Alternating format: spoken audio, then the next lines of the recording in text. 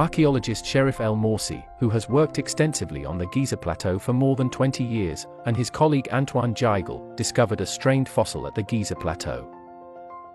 This fossil discovery suggests the pyramids and Sphinx were submerged underwater. The idea that the pyramids and the Sphinx at the Giza Plateau were submerged, once under a large amount of water, has troubled experts who have disputed the possibility for decades. Scientists have argued with compelling evidence that the entire landscape at Giza, including the pyramids and the Sphinx, shows clear water erosion signs. This has led several scholars to believe that the ancient necropolis was once submerged under the sea.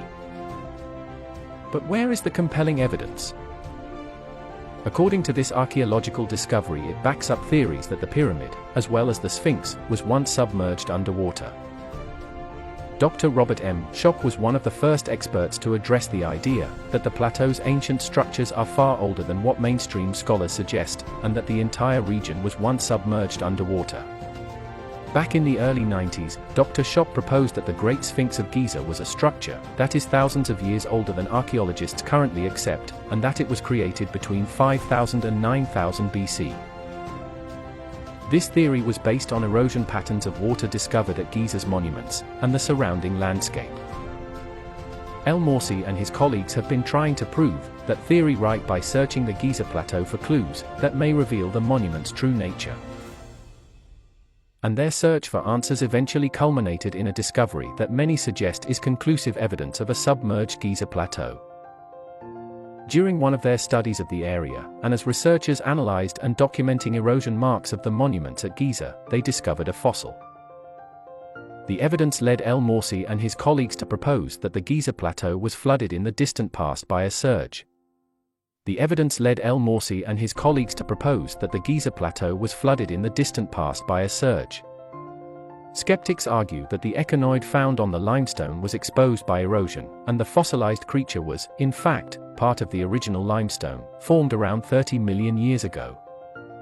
However, El Morsi explained that the creature was cemented, or petrified, in relatively recent time. The researcher indicated that the creature was found placed gravitationally on the floor and in almost perfect condition, located within the intertidal range of the lagoon.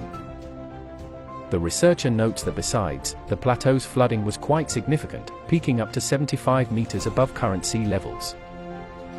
This produced a coastline that most likely spanned up to the Khafra enclosure near the Great Sphinx and Menkare's temple. The Sphinx and the Great Pyramid of Giza also show evidence of a major flood. According to El Morsi, the first 20 levels of the Great Pyramid of Giza bear evidence of erosion caused by deep water saturation.